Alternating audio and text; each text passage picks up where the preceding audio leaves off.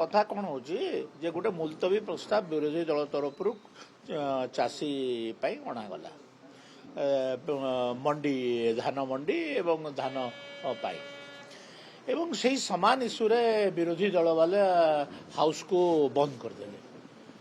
ତୁମେ ଆଣିଛ ମୁଲତବୀ ପ୍ରସ୍ତାବ ଆଉ ତୁମ ମୁଲତବୀ ପ୍ରସ୍ତାବକୁ ଆଲୋଚନା ପାଇଁ ସରକାର ରାଜି ହେଇଛନ୍ତି। ତୁମେ ହାଉସକୁ ଷ୍ଟଲ୍ କରିବାର କ'ଣ ଦରକାର ଅଛି, ହାଉସକୁ ବନ୍ଦ କରିବାର କ'ଣ ଦରକାର ଅଛି? ତାମାନେ ବହୁମୂଲ୍ୟ ସମୟ ହାଉସର ତୁମେ ଖରାପ କଲ, ସେଥିପାଇଁ ଦାୟୀ କିଏ? ମୁଁ ସେଇ କଥାଟା ଉଠେଇବା ଲାଗି ଚାହିଁଲି ଏବଂ ତାଙ୍କ ଲୋକମାନେ କହିଲେ, ଜଣଙ୍କ ନାଁ ଧଇଲେ ଆଉ କହିଲେ କି ଇଏ କହିଥିଲା ବୋଲିକରି। ସେ କ'ଣ ଗୋଟେ ବାହାର ଲୋକ ବିଧାନସଭା ବାହାର ଲୋକ ବିଧାନସଭା ଚଳିବ ନା ନାହିଁ ସେ ନିଷ୍ପତ୍ତି ନେବ। ଏଇ କଥାକୁ ନେଇକରି ମୁଁ ବିଧାନସଭାରେ ଉଠେଇଥିଲି।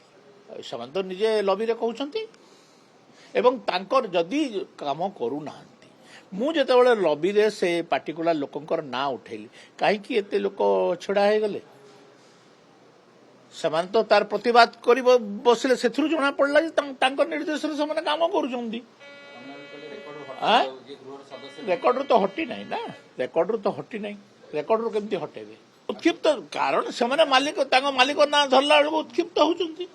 ତାପରେ ବି ତ କହିଲି ନା, ଟେଣ୍ଟ ଗାଡ଼ିବା ଲୋକମାନେ ତମମାନେ ପାଲ ଟେକା ଲୋକ, ଚେୟାର ବୋହିବା ଲୋକ, ସେମାନେ ରାଜି ହେଲେ ନା। ସେ କଥା କ'ଣ ବାହାରେ କୁହାଯାଇ ପାରିବ?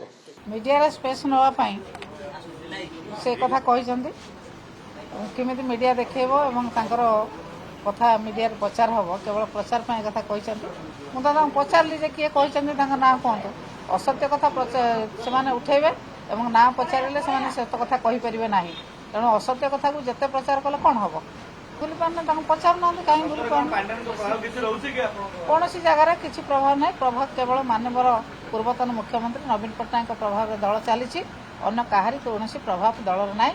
ମାନ୍ୟବର ପୂର୍ବତନ ମୁଖ୍ୟମନ୍ତ୍ରୀ ନବୀନ ପଟ୍ଟନାୟକଙ୍କ ଦ୍ୱାରା ଦଳ ଚାଲିଛି ଏବଂ ତାଙ୍କ ଡାଇରେକ୍ସନରେ ଯୋଉଠି ଯାହା ହେବା କଥା ଦଳ ଭିତରେ ହେଉଛି। ସେ କଥା ଉଠାଉଛନ୍ତି, ତାଙ୍କ ପ୍ରଚାର ପ୍ରସାର କେମିତି ହେବ? କିଛି ଗୋଟେ କଥା ଉଠେଇକି ତ ପ୍ରଚାର ପ୍ରସାର ହେବ। ତାଙ୍କୁ ମିଡିଆରେ ଆପଣମାନେ କେମିତି ଦେଖେଇବେ? ସେ କଥା ଯଦି ସେ ନ ଉଠେଇବେ ଆପଣମାନେ ପ୍ରଚାର କେମିତି କରିବେ? ପ୍ରଚାର ସେ କହୁଛନ୍ତି ମୁଲତବୀ ପ୍ରସ୍ତାବ ଆମ ପାଇଁ ପ୍ରଚାର ହେଇପାରିଲାନି। କାଲି କିଏ ଆସିଥିଲା ୱେଲ୍କୁ? ଆଗେ ସେମାନେ ତ ଦେଇଥିଲେ ମୁଲତବୀ ପ୍ରସ୍ତାବ। ପ୍ରଥମେ କାହିଁକି ସେ ଯାଇକି ଲ ଆଣ୍ଡ ଅର୍ଡର ବିଷୟରେ କଲେ? ମୁଲତବୀ ପ୍ରସ୍ତାବ ଦେଉଛନ୍ତି, ଲ ଆଣ୍ଡ ଅର୍ଡର ବିଷୟରେ ୱେଲ୍କୁ ଆସିକି ହଙ୍ଗାମା କରୁଛନ୍ତି। ଆଗେ କିଏ କାଲି ଆରମ୍ଭ କଲା? ସେଇମାନେ ଦୁଇ ପ୍ରକାର କଥା କହୁଛନ୍ତି, ଆପଣ ତାଙ୍କୁ ପଚାରନ୍ତୁ। ଯାହାର ଯିଏ ଗୃହର ମେମ୍ବର ନୁହନ୍ତି ସେ କାହିଁକି ତାଙ୍କ କଥା କ'ଣ ପାଇଁ ଉଠେଇବେ? ଚିଙ୍ଗୁଡ଼ି ସିଏ କ'ଣ ଭୁଲି ପାରୁନାହାନ୍ତି? କେବଳ ତାଙ୍କ ନାଁକୁ ଜପାମାଳି କରିଛନ୍ତି। ଭଲ, ସେ ତାଙ୍କ ନାଁକୁ ନେଇକି ଚାଲନ୍ତୁ।